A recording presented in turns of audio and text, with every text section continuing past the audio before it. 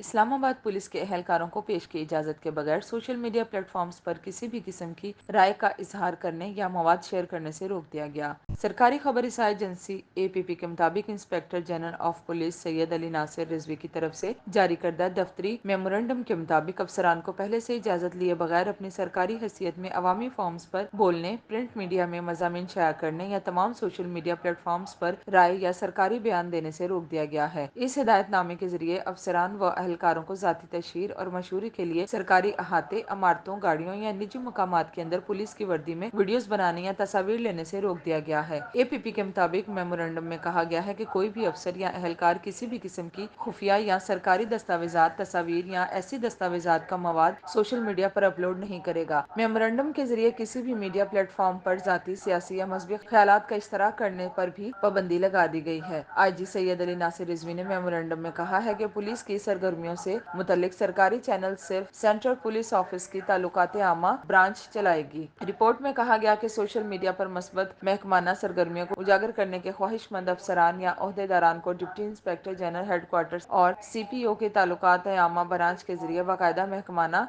इजाजत हासिल करनी होगी। रिपोर्ट में मजीद कहा गया कि किसी भी खिलाफ वर्जी की सूरत में कवायद के मुताबिक सख्त महकमाना कार्रवाई की जाएगी। पॉलिसी अगले नोटिस तक नाफिज रहेगी। तमाम रैंक के अफसरान को इस पर सख्ती से अमल दरामद को यकीनी बनाने की जरूरत है।